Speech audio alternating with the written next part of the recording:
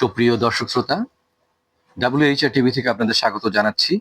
আমি শেখ ওয়াহিদুজ্জামান আল ওয়াহিদ। আপনারা দেখছেন সাংবাদিকতার রীতিনীতি এবং কলা কৌশল বিষয়ক কন্টেন্ট। এ পর্যায়ে আপনাদেরকে আমরা ফ্রিল্যান্স সাংবাদিকতা কি, ফ্রিল্যান্স সাংবাদিকতার জন্য অনুসরণীয় পরামর্শ ও কৌশল এ বিষয়ে কিছু তথ্য উপস্থাপন করছি। সাধারণত স্বেচ্ছায় সাংবাদিকতায় আত্মনিয়োগ করে কোনো পত্রিকায় আবদ্ধ না থেকে যে মুক্ত স্বাধীন সাংবাদিকতা তাকেই ফ্রিল্যান্স বা মুক্ত সাংবাদিকতা বলে। নিজের স্বতন্ত্র পরিচয় বজায় রেখে তিনি যে কোনো সংবাদপত্র বা সংবাদ সংস্থার হয়ে কাজ করতে পারেন। তার লেখার মান, চাহিদা ও সংবাদ সংস্থা বা জার্নালটির সুবিধা ভিত্তিতে তার লেখা প্রকাশিত হয়ে থাকে। প্রকৃতপক্ষে একজন ফ্রিল্যান্স সাংবাদিকের নাম ও ব্যক্তিত্বের স্বাতন্ত্র্যের উপর অনেকখানি নির্ভর করে যে তার লেখা কতখানি গ্রহণযোগ্যতা পাবে। একজন বিখ্যাত ব্যক্তিত্বের লেখার চাহিদা স্বাভাবিকভাবেই সব পত্রিকায় ও জার্নালগুলোতে থাকবে, কিন্তু অপরদিকে একজন অপরিচিত ব্যক্তিকে তার লেখার গ্রহণযোগ্যতা পাওয়ার জন্য অনেক কাঠখড় পোড়াতে হবে। ফ্রিল্যান্স সাংবাদিকের যে কোনো সংবাদপত্র, পত্রিকা, ম্যাগাজিন, সাময়িকীতে যে কোনো পরিমাণ এবং যে কোনো বিষয়ের উপরে লেখার স্বাধীনতা রয়েছে। তিনি ব্যবসা বাণিজ্য, শিল্প, অর্থনীতি, ধর্ম, রাজনীতি, ক্রীড়া ও পাঠকদের আগ্রহের যে কোনো বিষয়ের উপর লিখতে পারেন। তিনি একটি পত্রিকায় একটি বিষয় নিয়ে লিখে ভিন্ন সংবাদপত্রে সম্পূর্ণ ভিন্ন ও বিপরীত বিষয় নিয়েও লিখতে পারেন। মাঝে মধ্যে একজন নিয়মিত ফ্রিল্যান্স সাংবাদিক সংবাদপত্রের জগতে পাঠকদের কাছে পরিচিত ও জনপ্রিয় হয়ে ওঠেন। সেক্ষেত্রে এ ধরনের নিয়মিত কন্ট্রিবিউশনকে একটি জনপ্রিয় লেখকের কলাম হিসাবে অভিহিত করা হয়, কারণ এই কলাম সংবাদপত্রের একটি গুরুত্বপূর্ণ পৃষ্ঠায় গুরুত্বপূর্ণ স্থানে নিয়মিতভাবে স্থান পেয়ে থাকে। এবং এই ক্ষেত্রে এমনও দেখা গেছে যে শুধুমাত্র একটা পত্রিকার অন্যান্য সংবাদের চেয়ে একজন বিখ্যাত লেখকের কলামিস্টের কলাম আছে বলে ওই পত্রিকাটির কার্তিক ওই দিন অনেক বেশি বাড়ে এবং অনেকে শুধু ওই কলামটি পড়ার জন্য পত্রিকাটা কেনে।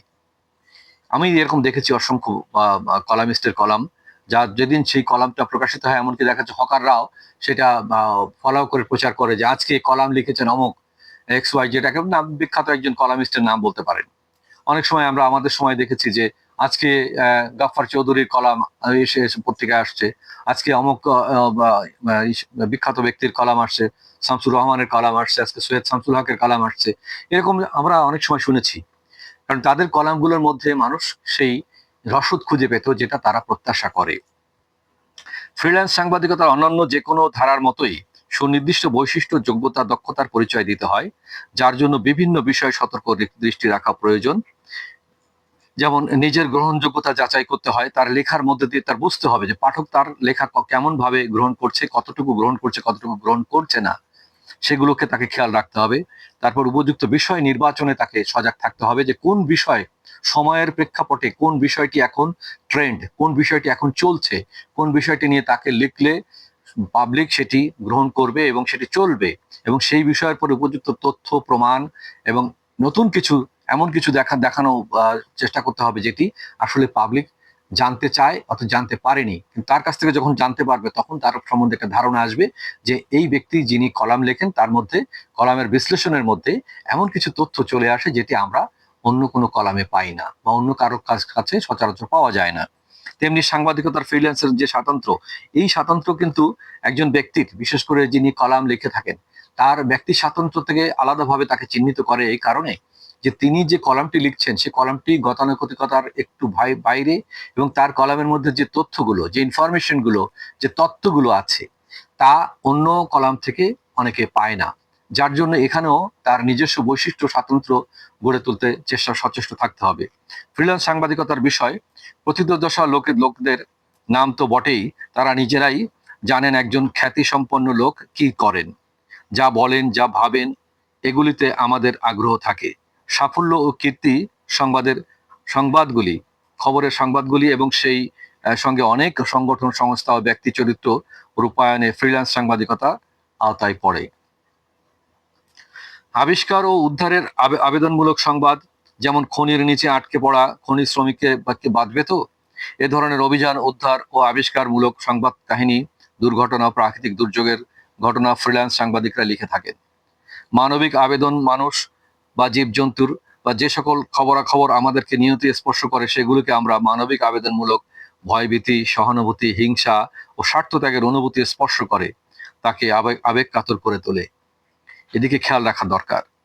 তারপরে আরেকটি বিষয় লক্ষণীয় যে সকল ঘটনা বড় আকারের সংঘবদ্ধ গোষ্ঠীকে প্রভাবিত করে, আমরা সকলেই একটা পরিমেয় যোগদানকারী এবং সেই কারণেই আমাদের রাজনৈতিক দল, উপাসনালয়, আমাদের সমাজ, স্কাউট দল নিয়ে কোনো খবর দেখলেই আমরা তাতে আগ্রহ বোধ করি। এই গোষ্ঠীগুলো নিম্নরূপ যেমন আন্তর্জাতিক, জাতীয়, রাষ্ট্রীয় এবং নাগরিক।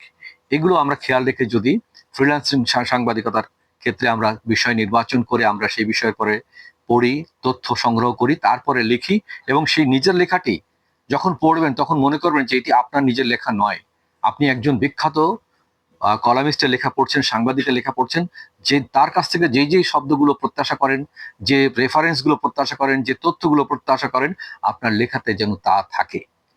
তাহলেই কিন্তু আপনি সার্থক হবেন। সবাইকে অসংখ্য ধন্যবাদ।